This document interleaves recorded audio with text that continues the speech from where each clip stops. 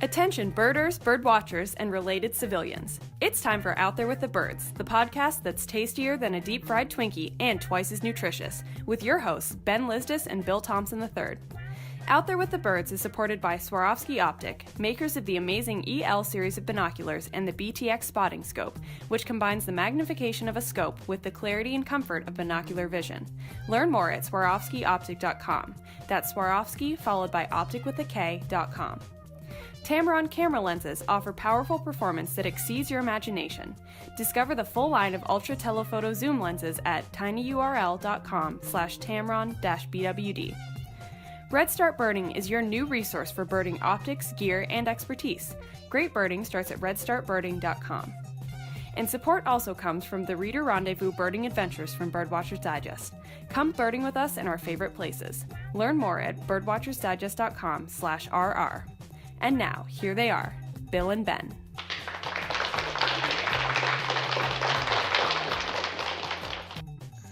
Ben Lizdas. Ooh, hey, Bill, how's it going? Going great, man. I'm feeling good. We're at the end of, our fourth day of birding here at Pico Bonito on our Birding Honduras Reader Rendezvous. Yeah, that's right. So winding down the day, sitting on the porch, listening to the Ora pendulas calling and, what are the birds you're hearing right now? The social lesser greenlet, maybe? Greenlet. That's one thing about being a place where you don't know the birds as well as you do back home. You learn a lot. Yeah. There's an ant strike that just called. I'm psyched that I've remembered from being down here 2 years ago and from being in the tropics over the years, maybe, a dozen times or so. It's really cool to start retaining some of this stuff after. Yeah. That's a tinamou or that's a wood creeper. I mean, I don't get them all right, but it's you get sort of batting better than 500. That keel-billed mott, which sounds like someone drawing their thumb over the tines of a cone. Right. Yeah, very cool stuff. I say keel-billed mott, keel-billed toucan. Yes. Yeah, well, and those guys are thick here, the flying banana. Yeah. But we've been guiding a bunch of people. What do we have? 18 people total. Yep. From all over the U.S. and most of whom, I think there are a couple of folks who've been here to Honduras, maybe back in the '80s, visiting Peace Corps friends. But nobody's birded here before, and so it's a real wonderful experience to be turning these people on to some of the amazing birds that are here in Honduras, and especially around Pico Bonito. Today we went all the way down to Lancetilla Botanical Gardens, and birded there and got a whole new guild of birds because we were in sort of dry lowland habitat that was pretty birdy. Lots and lots and lots of birds that nobody who, if you haven't birded the tropics before, if you just birded North America or Europe, or wherever, there's lots of birds here in Central America and even never seen before. And even some pretty cool birds, like stopping at a gas station, use a restroom. There's a Ferruginous pygmy owl in the tree right above, where we're hanging out. So. Yeah, and then of course that's augmented with some old friends like Baltimore Orioles and summer tanagers. A pretty good warbler list. Lots today. of warblers. And Faunetary, wormy, wing. You had a whole bunch of warblers that I didn't have, and I had a bunch that you didn't have. Yeah. So, but together we had probably 10 species anyway. Something like that. And these are all birds that they're migrating now. Right. They're on the move. They're heading north. It is early to middle of March right now, and they're starting to stage and getting ready to head up north. So you've been here before. Yeah, this is my third time here, and Honduras is a fantastic place to go birding. One thing about Honduras, I'd say, is that for a while it was getting a really bad rap as being a dangerous country to go to. Right. I think it's because in some of the big cities there was a lot of drug turf wars going on and so on and so forth. And really, I think that it got a bad rap for that. Well, like a lot of places in the world. Sensationalized. Certainly, out here you get out in the countryside, there's nothing but gracious people and fantastic wildlife going on. I mean, it really is. I feel incredibly safe here, to say the least. It's an easy place to go to. But you're always getting a little out of your comfort zone. I think anytime you're going to, being from the U.S., anytime you're going to a place in Central America, you're seeing, a lot more poverty than what you're used to. You're a lot more subsistence living. They don't have building codes like we do in the U.S. in terms of some of the creative things you're seeing done with electrical wires and that kind of thing, so on and so forth. The driving is something to get used to in terms of. There goes a morpho. It's not something we'd be seeing back home. Exactly. All the insects, of course. Right. But I definitely think that having a sense of adventure is important when you're coming down to a place like this to get the most out of it. Mm-hmm. Yeah, absolutely. Just in terms of the places you're going and how you're getting there. Right. Sometimes the foods you're eating, the people you're interacting with, and but I think by and large you'll find that in countries like Honduras, the native folks here are thrilled to have tourists coming, and they're friendly and gracious, and really great to be around. Yeah, lots of friendly greetings when we're out and about. And yeah. People looking. I think they must be getting a little bit more used to it here in Honduras, because it's definitely been on the ecotourism map now for a while. And more and more birders are coming here and talking about it. Right. Interesting thing you were talking about today, getting outside your comfort zone. We were at Lancetilla today, and we were trying to go in to get a couple birds, like a rufous-tailed jacamar and I think it was a spine tail of some kind. Yeah, so spine tail and we had to go across what I've heard referred to as a monkey bridge. It's a bridge that you make across a little stream with sticks or rocks, or in this case bamboo. Yep. And it was clear people had been going across various monkey bridges across this little stream. It wasn't very wide, but it was deep. Mm-hmm. So you couldn't just slosh across it in your boots. So we had to get everybody across it, and that's it's a little sense of adventure. Yeah, it's a little off the beaten path, but it all adds to the experience, right? Yeah, absolutely. And I think we've got a good group of people who are kind of open to the experience. And what I like about our rendezvous is that they're not super hardcore. Yeah. I mean, we ended up being out longer today than we expected, but that had more to do with lunch and Taylor than it did. Well, yeah. Being out and wanting to get every bird. A little bit of a long lunch, and like some of the best birding hotspots back home, right around 1:00, noon, things start dying down until 4. So it's always a good time for a siesta and taking it easy. And then you can go out and, one of my favorite things to do in the tropics is some of these night walks that we go on. And every night we've been hearing owls around here. We've vermiculated screech owls, mottled owl, right. Spectacled owl. Right. So, and tinamous and the assortment of bats. Bats everywhere. And granted, we're not hearing them so much as seeing them, but one of those great night hike features. And something that was interesting to me is that right outside our cabin, you hear this rustling on the ground, and you're wondering what is that? Certainly, it's a large mammal or a bird or something like that. And it's like, oh, wait, that's a moth. Right. Granted, it's a moth the size of your head. Right. But it's, a moth. The moths make noises when they go through the woods sometimes. Yep. So what are you looking forward to tomorrow? We're splitting up again. You're going to Cuero y Salado. Cuero y Salado. So, getting on this little train out to... The banana train. The banana train. So through some of the pastures, through, a lot of the waders, the jacanas we'll see out there. And getting out to kind of cruise the mangroves. See what we can find out out there. We'll see sun grebe, hopefully. Yep. We got that the other day. So we had to split up the group. So I went yesterday on that trip. Pygmy kingfisher is one I'm looking American forward pygmy to. king. We had a 5 kingfisher day. American pygmy kingfisher, green kingfisher, belted kingfisher, Amazon kingfisher, and ringed kingfisher. Yeah, not bad. Not bad at all. Missed the shoebill, missed the agami heron, but it was a shoebill. You mean boat-billed heron? What did I say? She said shoebill. Oh yeah, because we didn't go to Uganda. We didn't go to Uganda. That was boat-billed, right? Yeah, we would need a different train for that. That's true. That's true. But yeah, we still had a great day, and it's really cool to be out cruising through the mangroves. Saw a lot of other warblers too, which was, northern water thrush and northern parula and a bunch of redstarts, a bunch of magnolias, a couple yellow warblers. So tomorrow, while I'm cruising the mangroves, you're going to be at Rio Santiago, which is a great spot for hummingbirds. I mean, hummingbird feeders, high hummingbird traffic area for sure.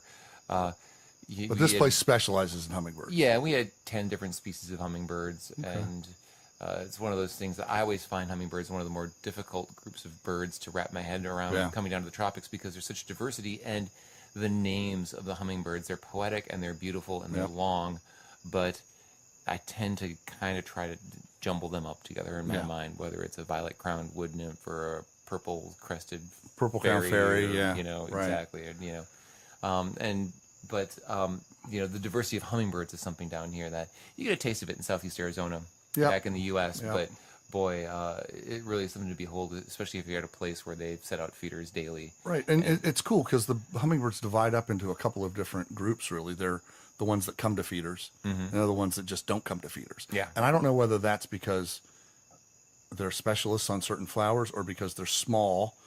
I've noticed that the ones that don't come to feeders are often small. And I wonder if they get kind of picked on when they try to go to feeders. Yeah, although we had some tiny ones. The straight-throated hermits were coming to the feeders at Rio Santiago. Of course, that place has so many feeders that there's no way a little hummingbird couldn't sneak in and get a drink. Yeah.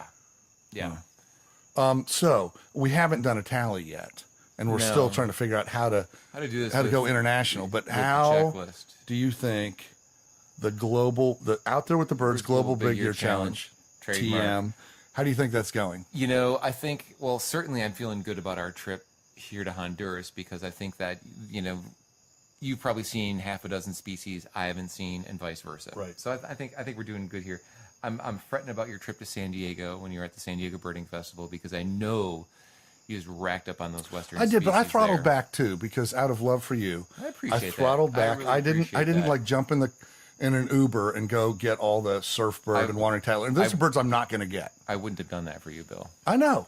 I know because I know how competitive you are. And let's just talk for a moment about your dominance at ping pong, which is unbridled dominance, I might add. I mean, for a while when you were playing one of our participants, which, by the way, I think politically you should let the participant win. That's why I was playing left-handed. Yeah, you played left-handed for a while, but then I noticed you switched when it was time to when the score got tied up. Yeah, so I mean, I don't think there's going to be an Out There with the Birds global ping pong challenge. No, probably not. TM, because let's go ahead and trademark that because I think you dominate too much. However, I would like to be a fly on the wall at your Monday ping pong night in Mount Horeb to watch you get dominated. Pretty much.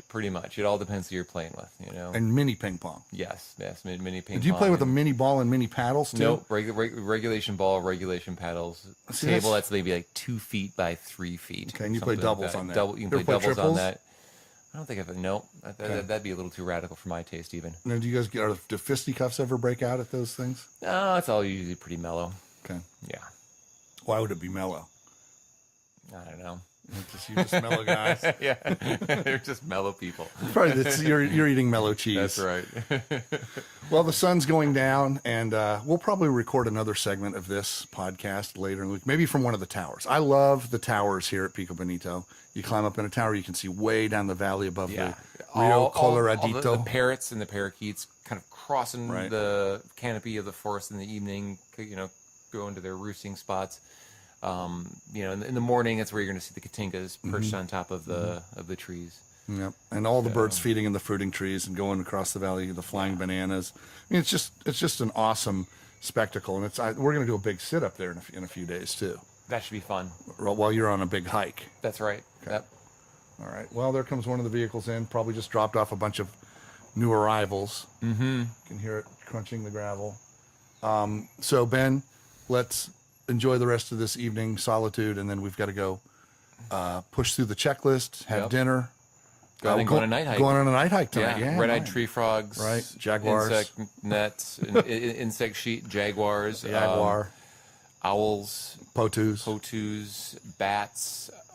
Maybe some frogs. Yeah. Red-eyed tree frogs. Maybe a snake or two. Are you going to wear your sandals? No, I think might go boots. I might go boots tonight. Yeah, I think it's probably a good idea because you never know what's afoot. Yeah, sandals in the tropics. You know, it's hot. They're comfortable, but I get it, but it comes with a little bit of a risk. Yeah, it does. It does. All right. So until later, yeah, this is us checking out.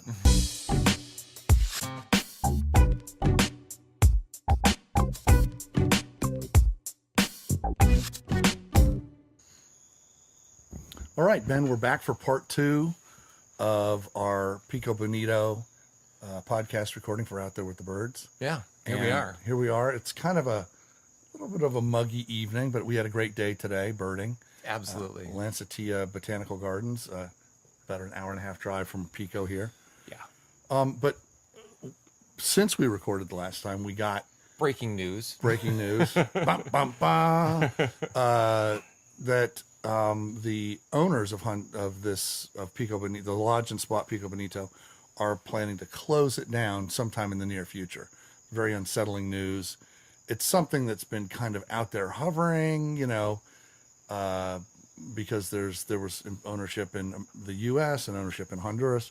Anyway, hard to get the full story there, but it's certainly unsettling news to lots of people who come here for really abrupt news too. I mean, for as much as we're saying like, oh, it's kind of hovering, I would say really kind of abrupt news about the closing. But there'd been sort of whispers and rumors out there about changes here at Pico and changes in Honduras. But it's pretty shocking. I'd say. Shocking.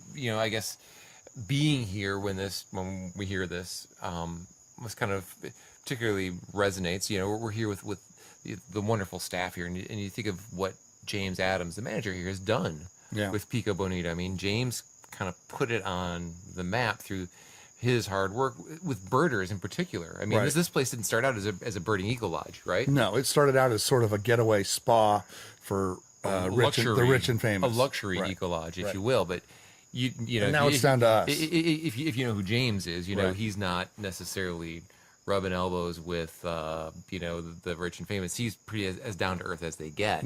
Avid bird watcher, photographer, naturalist, into anthropology. He's a kind of a guy of the woods and the fields, if you will. Renaissance man, of course.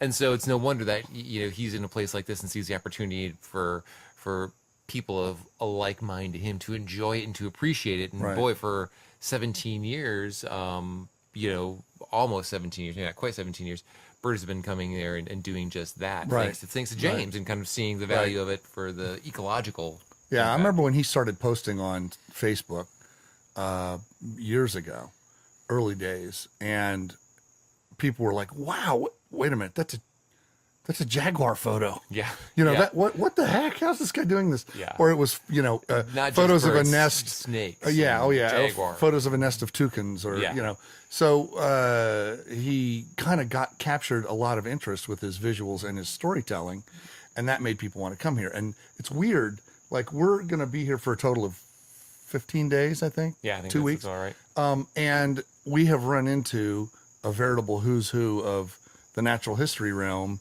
In tour leaders, just in our little 15-day window here.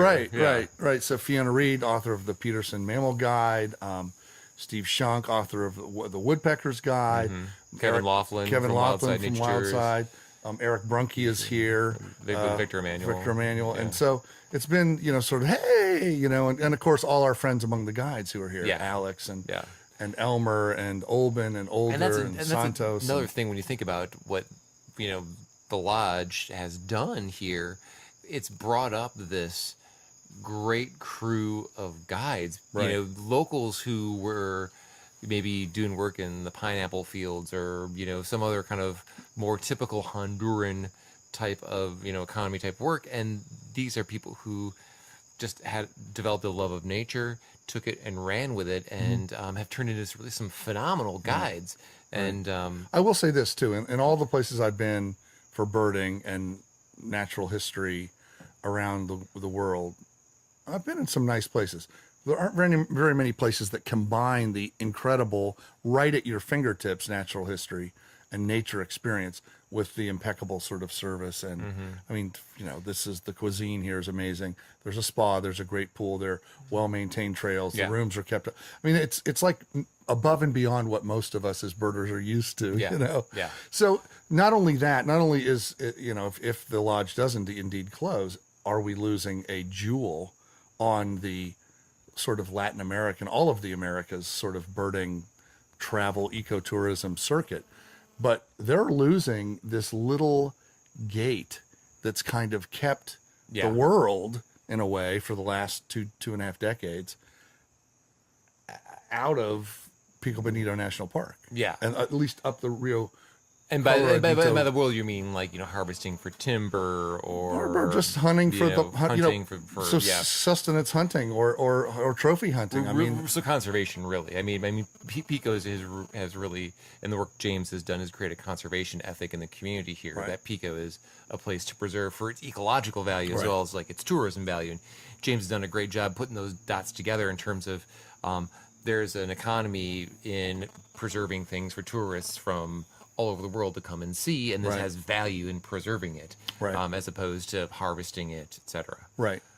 But we hope for the best, and of course, James posted about this on Facebook, which caused ripples all around the world because so many people know about this place. It's far and away Honduras' best known birding destination. Yeah, I think of this place as being synonymous with Honduras, probably much to the chagrin of some of the other lodges and other accommodations here in Honduras. But because they don't have James doing the stuff he's doing, which is basically just putting a window to the world on what happens here and what you can see here and what you can experience here. So, we just hope that everything works out and something comes up here. No, man. Where, I think there are a lot of people who would be willing to support an effort to save this place, and let's hope that gets done. And there's no real path to action right now because it's all kind of clouded by the business interests and the owners and the this and that. So we don't really know what to do. If we did, we'd be saying, hey, listeners, write to this congressman or donate to this crowdfunding thing. But we don't know anything about that right now. And until that's clear, all we can do is say, gosh, this is agonizing news. And we sure hope that it'll work out. And we're all sharing the information like in this podcast as much as we can so that people can, when there is a call to action, if there is indeed a call to action, that we can step up and do something because this place is really special.